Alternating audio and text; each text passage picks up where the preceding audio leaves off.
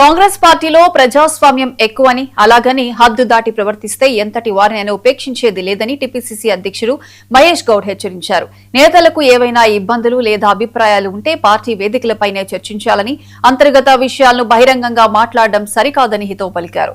Party క్రమశిక్షణను ప్రతి ఒక్కరూ పాటించాలని ఆయన స్పష్టం చేశారు.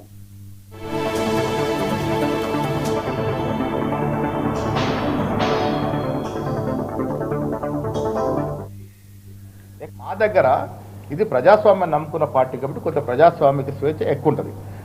ఎక్కువనప్పుడు 1-2 మార్లు అవకాశాలు వస్తాయి, మాట్లాడినా దాన్ని సరి చేసుకునే అవకాశం.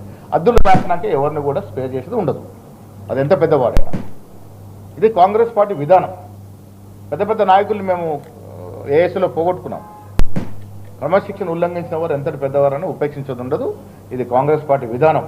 ముఖ్యమంత్రి గారి గురించి, పార్టీ గురించి అడ్డగోలుగా మాట్లాడతానంటే నడవదు. ఇదొక పద్ధతి ప్రకారం నడుస్తున్నట్టు పార్టీ. స్వేచ్ఛ ఇస్తున్నాం కదా, స్వేచ్ఛ ఉంది కదా అని ఇష్టారాజ్యంగా మాట్లాడడం లేదు.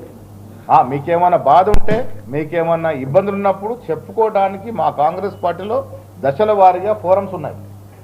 మీకు ఇబ్బంది ఉంటే పీసీ అధ్యక్షుడు చెప్పుకోవచ్చు.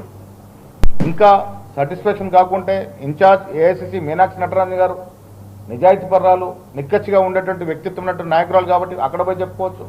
అక్కడ మీకు సాటిస్ఫై కాకుంటే పై లెవెల్లో కేసీ గారు ఉన్నారు, ఖర్గే గారు ఉన్నారు, ఎప్పుడు అపాయింట్మెంట్ ఇచ్చినా కలుస్తారు, చెప్పుకోవచ్చు.